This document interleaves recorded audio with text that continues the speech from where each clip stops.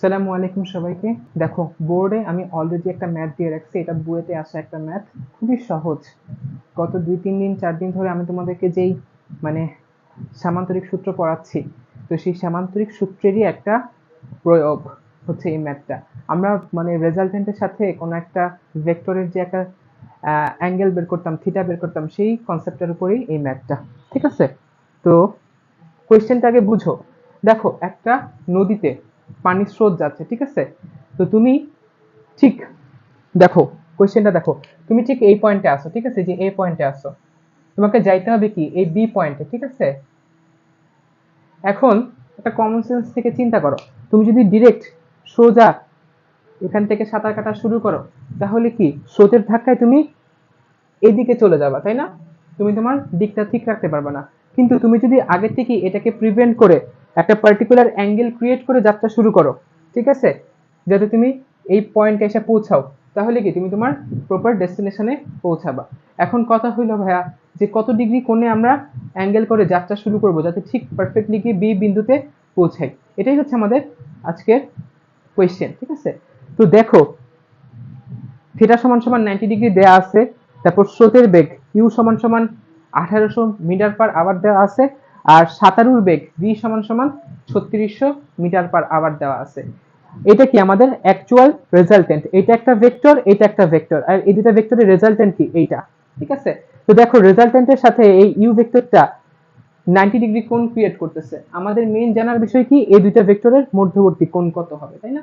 মানে আমাকে ইনিশিয়ালি কত ডিগ্রি অ্যাঙ্গেল ক্রিয়েট করে যাত্রা শুরু করতে হবে। তো আসো আমরা সলিউশন শুরু করে দিই। দেখো সলিউশন, ঠিক আছে? দেখো গিভেন কি কি দেয়া আছে আমাদের কাছে। এর পাশে দেখো গিভেন লিখে দিই আমি। গিভেন সমান সমান কি কি দেয়া আছে। দেখো থিটা সমান সমান কত 90 ডিগ্রি দেয়া আছে, ঠিক আছে? এরপরে দেখো স্রোতের বেগ ইউ সমান সমান দেয়া আছে 1800 মিটার পার আওয়ার। ভি সমান সমান দেয়া আছে 3600। আমাদের বের করতে হবে কি আলফা সমান সমান কত, মানে কত ডিগ্রি অ্যাঙ্গেল ক্রিয়েট করে আমাদেরকে সাঁতার কাটা শুরু করতে হবে যাতে আমরা ঠিক ওই বি বিন্দুতে পৌঁছাই। তো আমরা কি জানি টেন থিটা,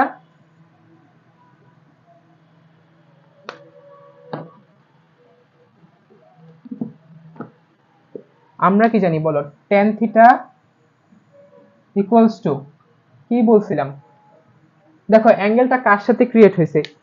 স্রোতের বেগের সাথে না? তো স্রোতের বেগের যে অ্যাঙ্গেলটা সেটা কি, সেটার সাথে অ্যাঙ্গেলটা ক্রিয়েট হয়েছে থেটাটা। তাহলে এটা ইউটা কি সিঙ্গেল থাকবে এখানে, তাই না? আর উপরে আসবে কি ভি সাইন আলফা।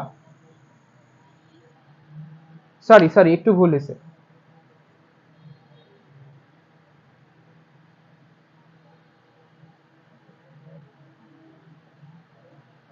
না ঠিক আছে ঠিক আছে ঠিক আছে, সরি, ভি সাইন আলফা। আর নিচে কি আসবে ভি কজ আলফা। এখানে ট্যান থিটা, থিটা সমান সমান 90 ডিগ্রি বসা দাও, তাহলে কি ট্যান 90 ডিগ্রি, ঠিক আছে? ট্যান 90 ডিগ্রি সমান সমান কি V sine alpha by U plus V cos alpha. আচ্ছা, ট্যান 90 ডিগ্রিকে তো আমরা sine 90 degree by cos 90 degree বলতে পারি, তাই না? পারি তো। তাহলে এই সাইন 90 ডিগ্রি সমান সমান কত বলো, 1। আর কস 90 ডিগ্রি সমান সমান কি 0। তাহলে এইটা আর এটা গুণ করে দিই, এই 1 ইনটু এটা গুণ করে দিই, আর এটা গুণ করে দিই, তাহলে ফাইনালি কি থাকবে দেখো, ফাইনালি আমরা পাবো U plus V cos alpha সমান সমান কি 0। ঠিক আছে? তাহলে এখান থেকে যদি আমি বলি আলফা সমান সমান কি কস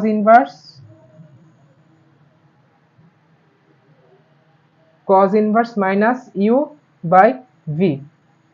ঠিক আছে? এখন আমরা তাহলে ক্যালকুলেটরে ইনপুট দিই, শিফট দিয়ে cos দিলে কি cos ইনভার্স চলে আসবে, তাই না?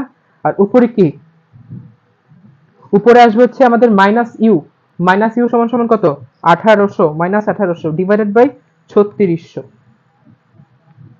তাহলে আমাদের আলফা সমান সমান কত আসতেছে, 120 ডিগ্রি। এটা কি আমাদের সেই কাঙ্ক্ষিত অ্যান্সার। বুঝে গেছে এই ম্যাথটা? তোমরা বুঝতে পারছো?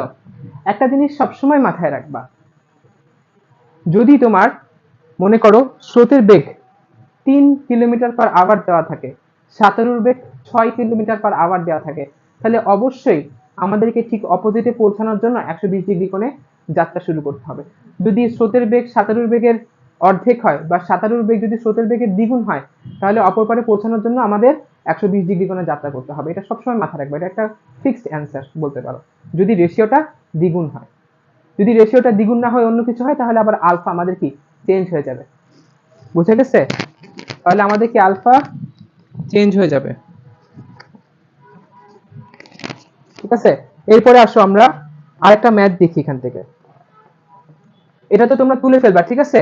তুলে ফেলার পরে আমি এই কনসেপ্টের উপরই আরেকটা ম্যাথ কোয়েশ্চেন সেট করব, ওইটা আমরা সলভ করব। মুছে দিলাম।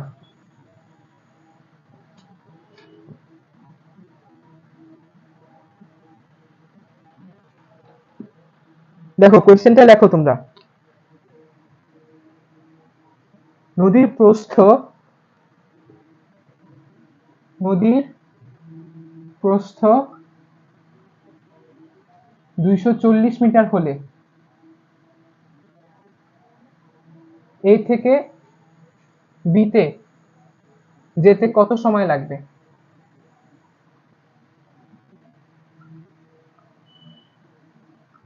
ঠিক আছে, এটা হচ্ছে আমাদের কোয়েশ্চেন। দেখো এখানে কি দেওয়া আছে, আমাদের নদীর প্রস্থ দেওয়া আছে 240 মিটার। এখন আমাদেরকে কি বলছে যে আমাদের এই এ বিন্দু থেকে বি বিন্দুতে যাইতে কতটুকু সময় লাগবে। ঠিক আছে, তো আমরা এখান থেকে সলিউশন কি বলতে পারি? আমরা একটা ফর্মুলা জানি, এস ইকুয়ালস টু ভিটি। জানো তো নিশ্চয়ই, S equals to VT class 9-10 পড়ে আসার কথা। তাহলে এখান থেকে যদি বলি T equals to S by V, তাহলে কোনো সমস্যা হবে? কিন্তু ভি তো আমরা জানি না, এই ভি তো আমরা বলতে পারি না ডিরেক্ট এটা ভি, তাই না? তো এটাকে আমরা যেটা বলতে পারি ভি সাইন আলফা, কারণ দেখো সাইন উপাংশের কারণে তো সে এতটুকু অ্যাঙ্গেল ক্রিয়েট করে যাত্রা শুরু করতে পারছে, তাই না? তো এখানে আসলে সাইন উপাংশটা আসবে। যদি সে এদিকে যাত্রা করতো তাহলে কি আমরা কজ উপাংশ আনতাম। যেহেতু সে ওয়াই অক্ষ বরাবর যাত্রা করতেছে, এজন্য কি আমরা সাইন উপাংশ আনবো। তাহলে টি ইকুয়ালস টু কি S by V sine alpha. ঠিক আছে, তাহলে বসায় দাও বাকি রেজাল্ট গুলা। 240 ডিভাইডেড বাই কত, ভি সমান সমান কত, 3600, সাইন আলফা সমান সমান আমরা একটু আগে কি পাইছি, 120 ডিগ্রি। ঠিক আছে, তাহলে এখান থেকে আমরা ফাইনালি রেজাল্ট কত পাচ্ছি? রেজাল্ট পাচ্ছি 240 ডিভাইডেড বাই 3600 সাইন 120।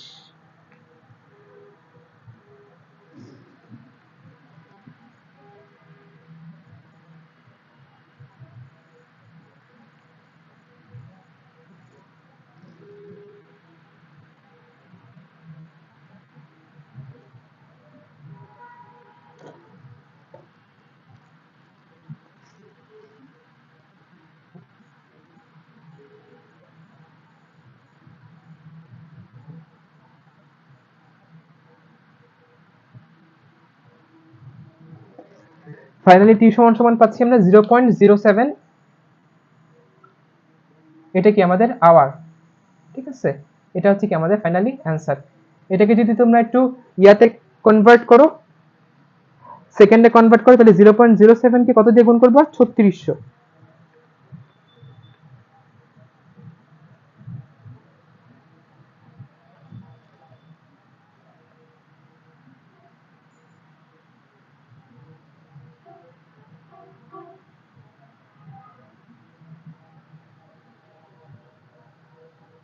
আচ্ছা 3600 দিয়ে গুণ করার দরকার নেই, তোমরা এটাই অ্যান্সার রাখবা। ঠিক আছে, 0.07 আওয়ারটাই অ্যান্সার রাখবা, এটাই অ্যান্সার। কারণ দেখো এটা মিটার, এটা মিটার পার আওয়ার ছিল। ঠিক আছে, মিটার মিটার কাটাকাটি চলে গেছে, তো ফাইনালি আওয়ারটা থেকে যাবে। ঠিক আছে, আওয়ারটা উপরে উঠে যাবে, তো 0.07 আওয়ার। ঠিক আছে, এটা হচ্ছে আমাদের কি টি।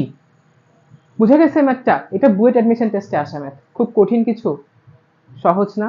এগুলোই তোমাদের বোর্ডে আসবে এবং ইনশাল্লাহ তোমরা পেরেও যাবা। ঠিক আছে, তো পুরো জিনিসটা আমি মুছে দিই। হোপফুলি তোমরা এই ম্যাথটা বুঝতে পারছো।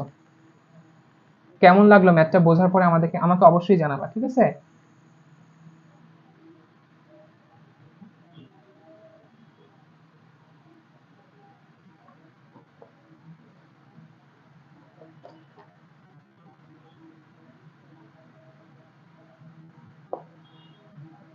এরপরে আসো, আমরা তো ত্রিভুজ মানে সামান্তরিক, আচ্ছা সরি, ভেক্টর যোগের কয়েকটা সূত্র থাকে তাই না? তো আমরা যদি শুধুমাত্র কি সামান্তরিক সূত্রটা পড়ছি, বাট আমাদের কি ত্রিভুজ সূত্রটা এখনো পড়া হয়নি। তাহলে আমরা হেডলাইন দিই ভেক্টর যোগের,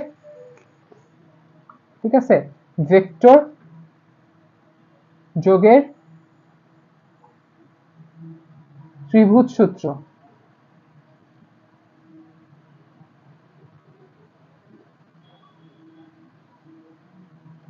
ঠিক আছে, ভেক্টর যোগের ত্রিভুজ সূত্র, এটা সমান সমান আমি যেটা লিখে দিব তোমরা সেটা একটু খাতায় তুলে নিবা, ঠিক আছে?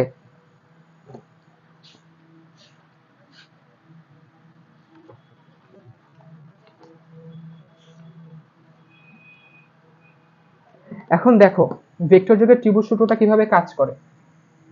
প্রথমে একটা ত্রিভুজ এঁকে নিবা, ঠিক আছে? এটা ধরে নিলা পি ভেক্টর, ঠিক আছে? এটা হচ্ছে কিউ ভেক্টর, এটা হচ্ছে কি আর ভেক্টর, ঠিক আছে? যদি তিনটা ভেক্টর একই দিকে ক্রিয়া করে তাহলে তাদের ভেক্টর যোগফল শূন্য হবে। দেখো ত্রিভুজ সূত্র অনুযায়ী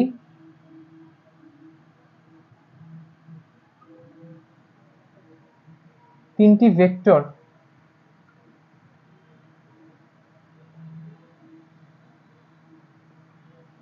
যদি একই দিকে ক্রিয়া করে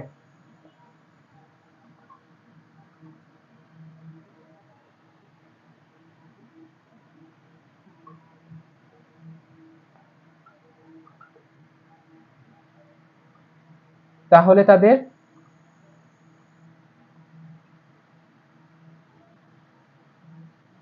ভেক্টর যোগফল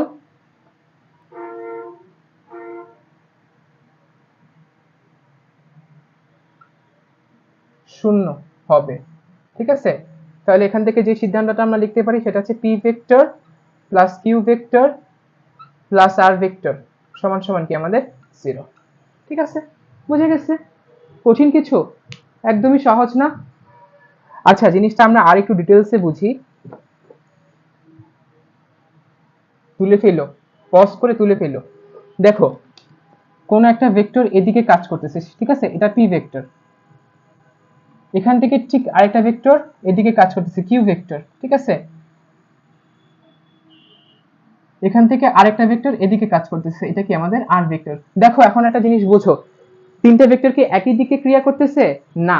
দেখো দুইটা ভেক্টর একদিকে ক্রিয়া করতেছে, এই পি ভেক্টর আর কিউ ভেক্টর একই দিকে ক্রিয়া করতেছে, আর তার অপোজিটে ক্রিয়া করতেছে। তাহলে এখান থেকে ত্রিভুজ সূত্র অনুযায়ী আমরা বলতে পারবো আর ভেক্টর সমান সমান কি P vector plus Q vector, ঠিক আছে? তাহলে ত্রিভুজ সূত্র থেকে যেটা আমরা আরেকটা জিনিস শিখলাম সেটা হচ্ছে এক বা একাধিক ভেক্টর যদি একই দিকে ক্রিয়া করে তাহলে তৃতীয় ভেক্টরটি ওই দুটো ভেক্টরের যোগফলের সমান হবে। ঠিক আছে, আমার কথা বোঝা গেছে তো? হোপফুলি তোমরা বুঝতে পারছো। আরেকটা এক্সাম্পল দেখো, এটা একটা ভেক্টর পি ভেক্টর, ঠিক আছে? কিউ ভেক্টর এদিকে কাজ করতেছে, এটা কি কিউ ভেক্টর।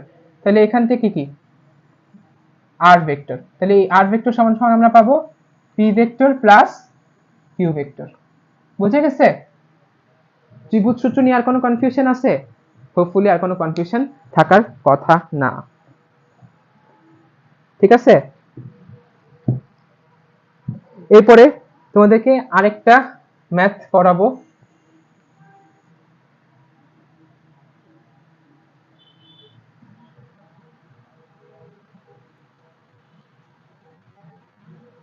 দাঁড়াও ম্যাথটা একটু বের করি।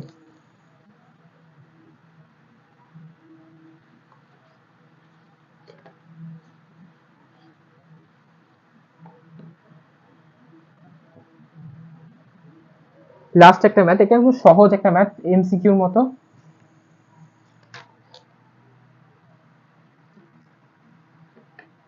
দেখো কোয়েশ্চেনটা কি বলছে, দুটি মার্কার,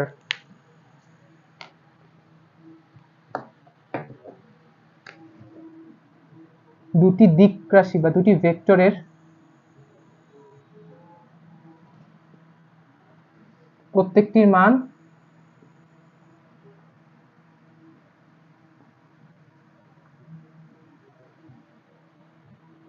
10 একক।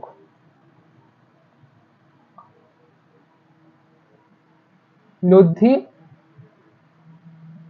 10√2 একক হলে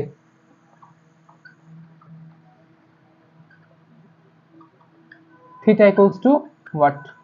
পারবা না এইমাত্র সলভ করতে? থিটা মানে কি? ভেক্টর দুটোর মধ্যবর্তী কোণ সমান সমান কত সেটা আমাদেরকে জানতে চাইছে। ঠিক আছে, তাহলে দেখো আমরা কি জানি সলিউশন, আমরা জানি r equals to √p square plus q square plus 2pq cos alpha, তাই না? তো এটাকে যদি আমরা স্কয়ার করে দিই তাহলে r স্কয়ার সমান সমান কি p square plus q square plus 2pq cos alpha. এখানে কি বলছে দুইটা ভেক্টরের ভ্যালু কি 10 আর রেজাল্টেন্ট কত 10√2, তাহলে কি বসাই দিই 10√2 হোল স্কয়ার, ঠিক আছে, সমান সমান কি 10 স্কয়ার যোগ 10 স্কয়ার, ঠিক আছে, plus 2 into 10 into 10 into cos alpha. ঠিক আছে, এখন কি তোমাদের বাকিটুকু করায় দেওয়া লাগবে? এখন জাস্ট ক্যালকুলেশন। ঠিক আছে, যে 10√2 কে যদি আমি স্কয়ার করি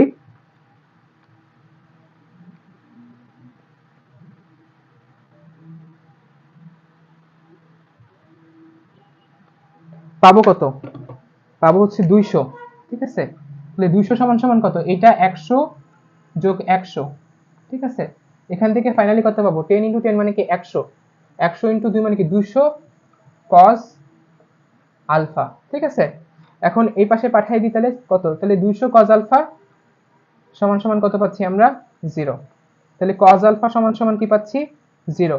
তাহলে আলফা সমান সমান কত পাচ্ছি?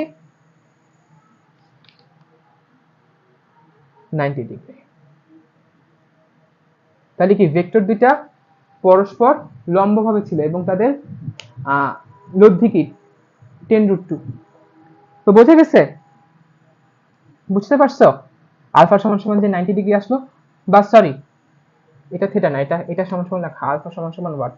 ঠিক আছে, হোপফুলি বুঝতে পারছো আলফা সমান সমান 90 ডিগ্রি কিভাবে আসলো, জাস্ট বসাই দিয়ে ক্যালকুলেশন করে দিছি।